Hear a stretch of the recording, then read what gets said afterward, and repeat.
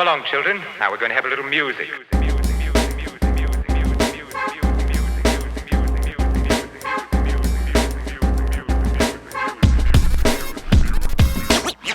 What's up, First Cut gang? It's your boy RB3 here for First Cut, and I'm here to review the new Emerald Fennell directed film, Wuthering Heights. Going into my screening for Wuthering Heights, my knowledge for the original source material was very sparse, to say the least. At most, I was familiar with the timeless premise of a poor guy who mysteriously gets rich and comes back to his love, with the bag in hand. Classic hood story, right? I mean, come on. But now seeing the original story, Wuthering Heights, being readapted into a new movie. It's been adapted into movies before. I haven't seen those movies. So I'm really going in without any kind of preset expectations, not really knowing what the story's about at all. And for me, without having those expectations, I really enjoyed this film. This film plays like an old school romantic blockbuster like Titanic, Pride and Prejudice, The Notebook. It is just an explosive, emotional epic that will fill your heart with comedy, tragedy, romance, and everything in between. From writer and director Emerald Fennell, 2026's Wuthering Heights stars Academy Award nominees Margot Robbie as Kathy and Jacob Elordi as Heathcliff. Now, as a child, Heathcliff is adopted by Kathy's father, Earnshaw, and basically Kathy and Heathcliff end up basically being raised together. Now we cut to adulthood, and it turns out, hey, maybe Kathy and Heathcliff maybe loved each other the entire time. Maybe there's this lifelong festering that's kind of been boiling up. But, the boil reaches a boiling point when a new wealthy neighbor enters town. Now, outside of Margot Robbie and Jacob Elordi, the film also stars Martin Clunes, Shazad Latif, Alison Oliver, Chau, Ewan Mitchell, Charlotte Mellington as a young Kathy, and recent Emmy winner for Adolescence, Owen Cooper, as young Heathcliff. But before we dive into the rest of the film, let's talk about Emerald Fennell. Now, as many First Cut viewers know, I personally wasn't a fan of Promising Young Woman when it first came out.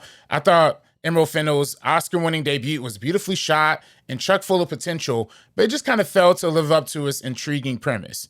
And then we get to Saltburn, right? Which is a movie that I can only enjoy as much as any cis heterosexual male can reasonably enjoy. But what Saltburn did show me is Fennell's affection for freakiness, right? I mean, we know that bathtub scene, right? Need I say more? She's not afraid to push the sensual envelope, but impressively does so without displaying a gratuitous amount of nudity. Evident in both Saltburn and Wuthering Heights, Fennell photographs sexuality through intimate close-ups of hands, lips, eyes, back muscles. I mean, lots of back muscles. Oh, and maybe a little violence too. Now, back in 2020, one of my favorite shows, P-Valley, I remember the creator kind of talked about how it was difficult to find male directors who truly understood the female gaze. And, it's easy to define the male gaze, right? Objectification. I mean, you look at Transformers, you look at Fast and Furious. I mean, the examples are endless. But what about the female gaze, right? Is it an emotional exploration or an emotional connection? Are sweaty back muscles, subservitude, and class elevation the secrets of the female gaze? Maybe. Or maybe that's just the Fennell gaze, aka Emerald Fennell's specific blend of exuberant aesthetics and playful eroticism. Wuthering Heights' audaciously gorgeous visual design is maybe the biggest highlight of the film. The rich and detailed sets and locations created by Oscar-winning production designer Susie Davies tells its own story that's sometimes bigger than the film itself. Now, in this movie, it's not enough to just show a character's crippling alcoholism through a couple of glasses of wine here and there. Now, we have to see literal mountains of glass liquor bottles stacked all the way up to the ceiling sometimes. Oh, we need to understand that a character sometimes feels trapped in her own skin. Let's poster her literal skin tone onto every surface of her bedroom, right? Like, this is the kind of big stuff we're talking about. I mean, there's sometimes that these sets just feel big and massive, especially when we get to Edgar Lipton's house. There's almost a level of like Kubrickism in how color specific some of the locations read on screen, where, we have a room that's heavy green, we have a room that's heavy white, or we have a room that's heavy red with the floors being red and the accents being red and everything being perfectly white. Like, it is just over the top and gorgeous and amazing and beautiful. Pair that with superb lighting and cinematography from Oscar-winning DP Linus Sandgren. Wuthering Heights is so maximalist and artistically forward that it borders on gaudy at times. But honestly, I'm not mad at it. If you're telling the greatest love story ever, why not go a little big and flashy, right? There's nothing wrong with a little flavor, especially for mopes like me who don't really watch costume dramas and, might have otherwise been bored. And, if you're doing it a little extra with the visuals, why not go a little bigger with the performances too, right? Why not get two A-list all-stars like Margot Robbie and Jacob Elordi?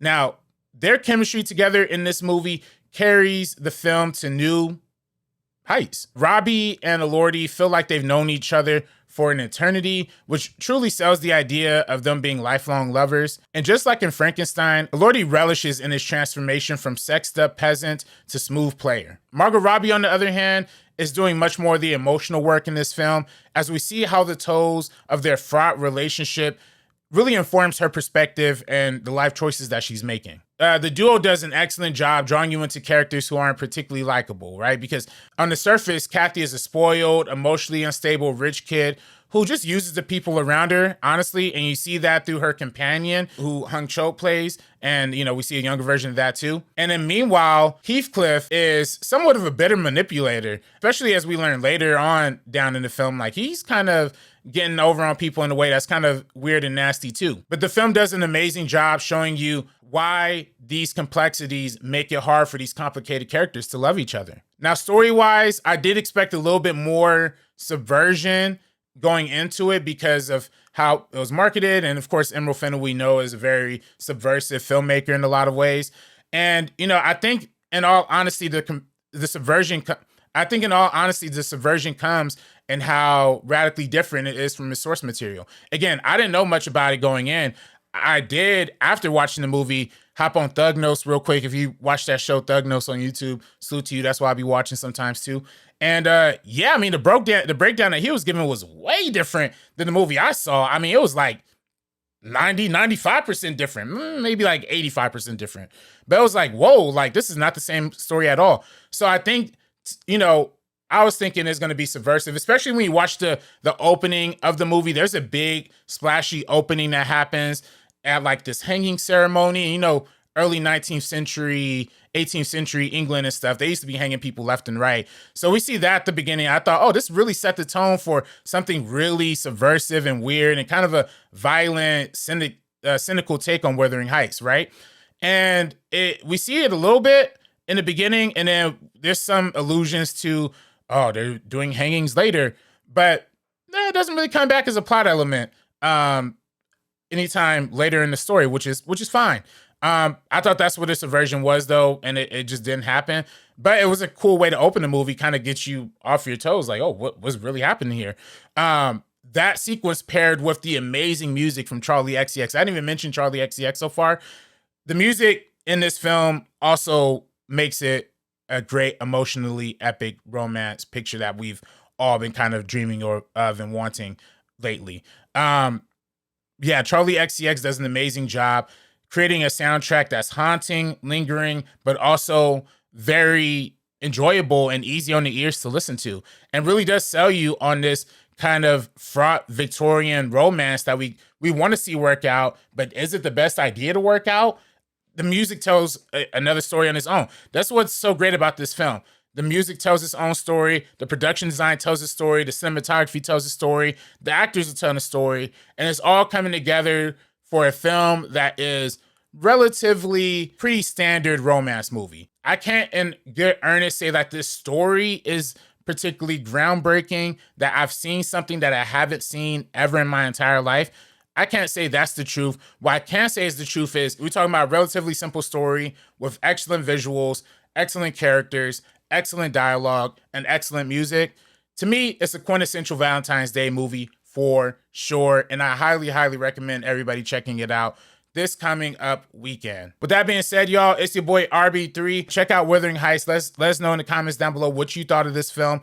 What are you looking forward to seeing in this film and these performances and Emerald Fennell's work? And are you going to be watching this Valentine's Day with your significant other? Let us know in the comments down below. It's your boy RB3. Wuthering Heights, we are peacing out, y'all. Peace.